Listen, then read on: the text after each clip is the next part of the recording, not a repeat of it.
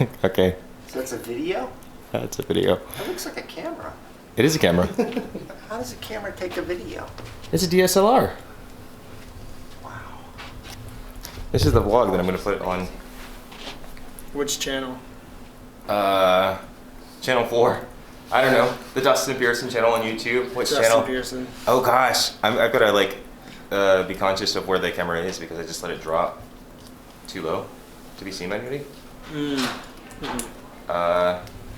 Poetry was my vehicle into, learning about this, facing it, instead of shelling up and probably damaging myself even more, right? It was like, how do I find expression?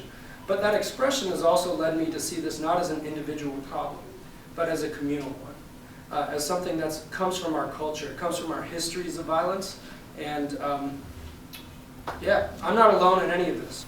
Your dad saved my life 3 times. The man speaks of a man I never fully knew. Picture a cape on stiff shoulders raised. Understand never for the first time. Exhaust leaving his silver car each morning. Mother's harmonium pulled to closure.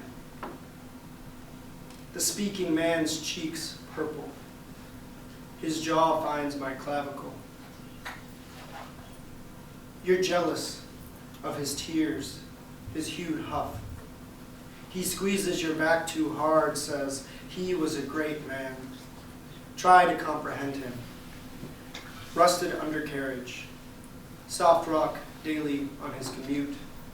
You mutter thank you. You repeat thank you. Effigy.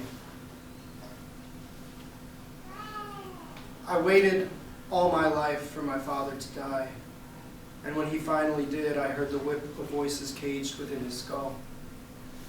In the neighborhood, maple branches sprawled into each other, each trunk an asthmatic wheeze summiting the snake line, each limb heaving into the next.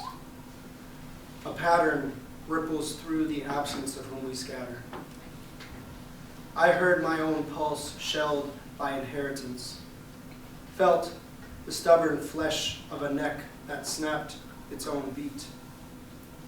Outside, when people celebrate the terrorist's death in the streets, I do not leave my house. When my father finally died, we cut him from the ceiling, fed him sweets, dipped him in oil, and burned, like an effigy, the voiceless body. This next poem, I was talking with Dustin about it a little this weekend. It references a little walk I took a couple days before my dad passed with a friend of mine in Oak Openings over here, and just references finding a bug on that walk. Entomology, mirage. I find you in the basement, suspended, pulse bare, though I keep reaching for your carotid, your neck, the cold throat. I roll outside, away from your corpse, numb to the scald as Labor Day suns the black drive. I walk backward, 2 days in time, into the park, mindless where I stumble, near a cicada, kicking, stuck, dying. Lift its shell from the puddle, try to warm it in palm. I do all I could, but all I could fears the spine, the crunch, the nail between fingertip and neck, the unflinching, thin exoskeleton between rage and vulnerability. I gave my entomologist friend your body to hang behind glass, mounted on her wall there below the jugular, a rope tied to my larynx. I do all I could to drag through tar and haze to your funeral to discover enough. If this rope will slacken or choke.